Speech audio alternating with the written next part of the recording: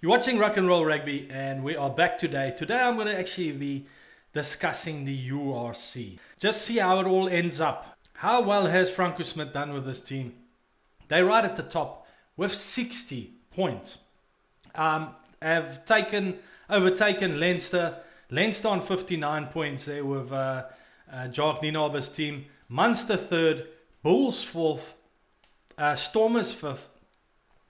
Bulls still in there within the top four. They want to stay within the top four. That means they're going to have a good quarters and might even have a decent semi, but at least a quarters at home. But nevertheless, you got Stormers, Ulster, then in 7th, Edinburgh, Benetton 8, Connacht 9, and then the rest of the South African teams. Let's have a look, at some kind of very shocking stats to me. Like, some of it's really shocking, and I wouldn't have been able to guess this. It's actually the Bulls in the URC. The Bulls have scored. They're looking at how much points been scored, the offloads, defenders beaten, tries scored, meters gained, and clean breaks, and a combination of that decide to rate the teams.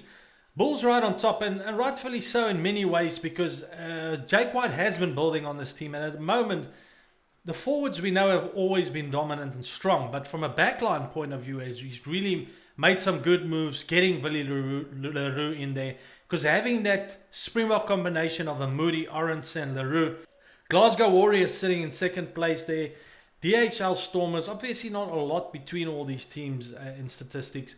DHL Stormers, another South African team, and Emirates Lions, another South African team in fourth. Lions done superbly well when we look at these stats. Then Leinster, only in 5th position when it comes to attack. Then we've got Connacht, Munster, and we go down. The Sharks sitting in 10th. Who would you think is the best defending team?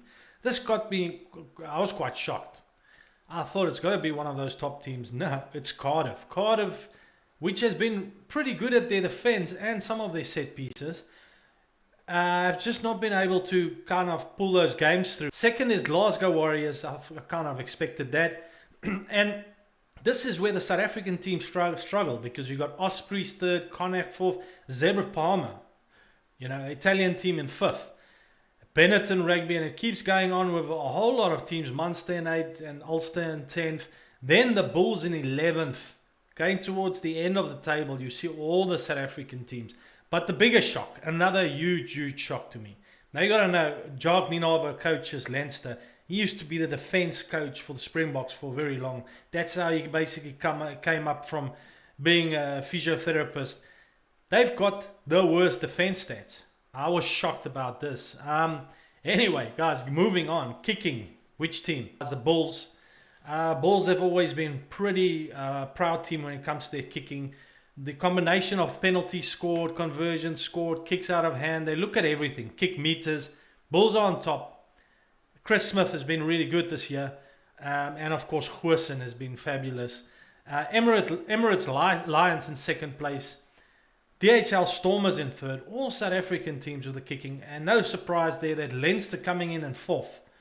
Obviously, Jacques Nienaber coaching them now and bringing more of a kicking game in. Zebra Palmer in 6th there, which is quite good. It's quite high up.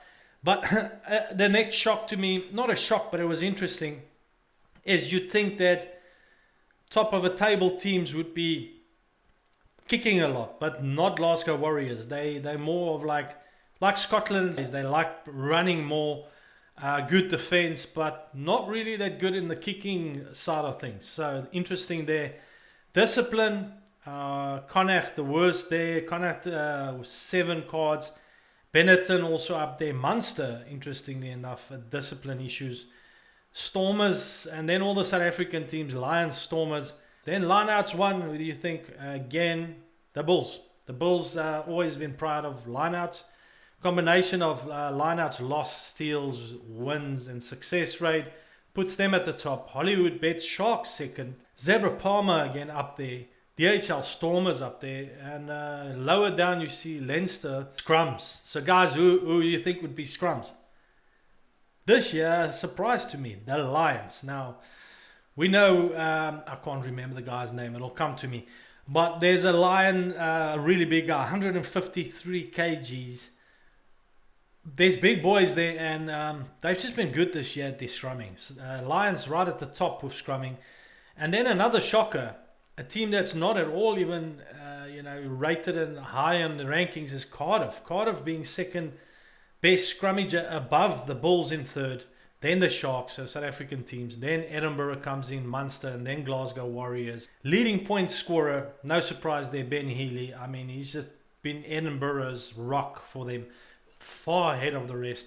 teams.As also had a really good season. Leading try scorers Johnny Matthews from the Warriors on 12 tries.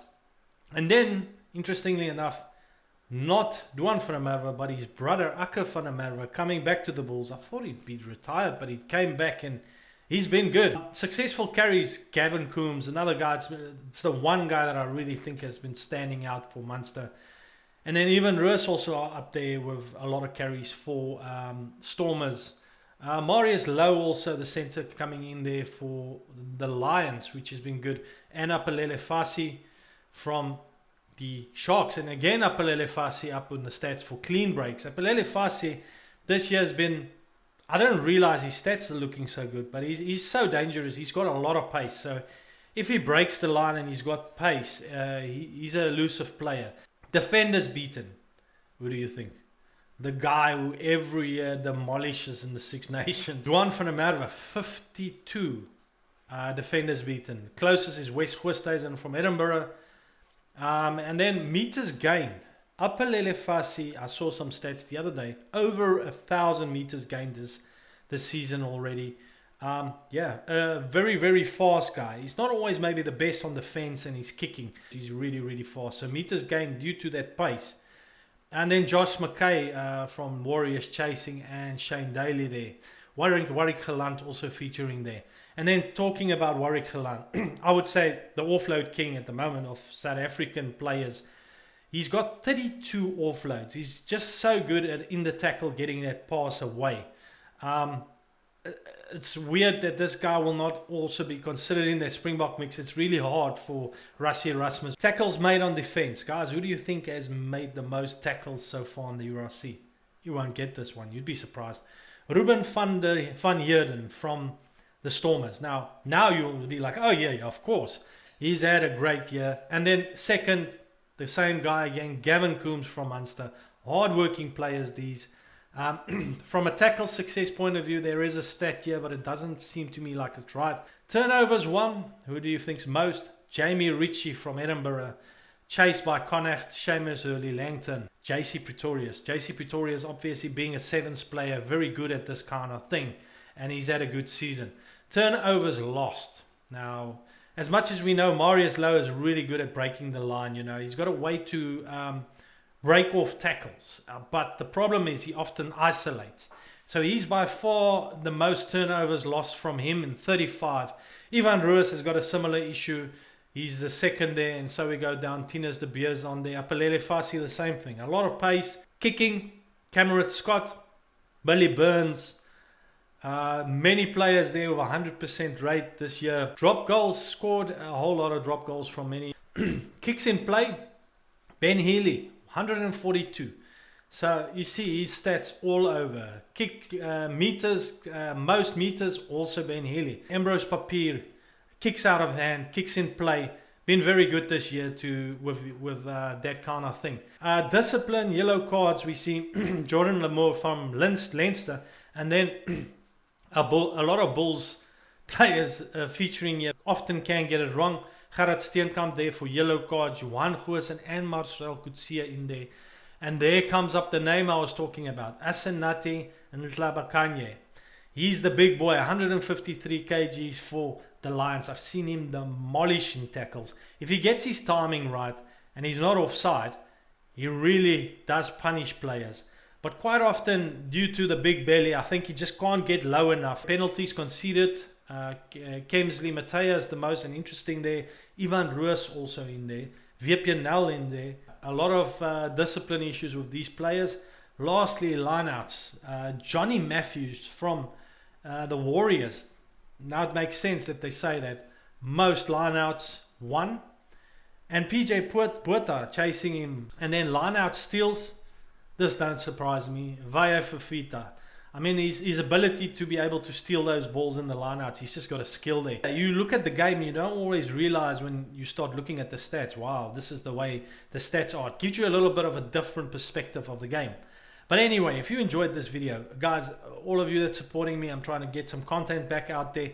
Hit the subscribe button so you know of my next videos coming out. I'll thank you guys all for watching. Like always, have a good day. Cheers, bye.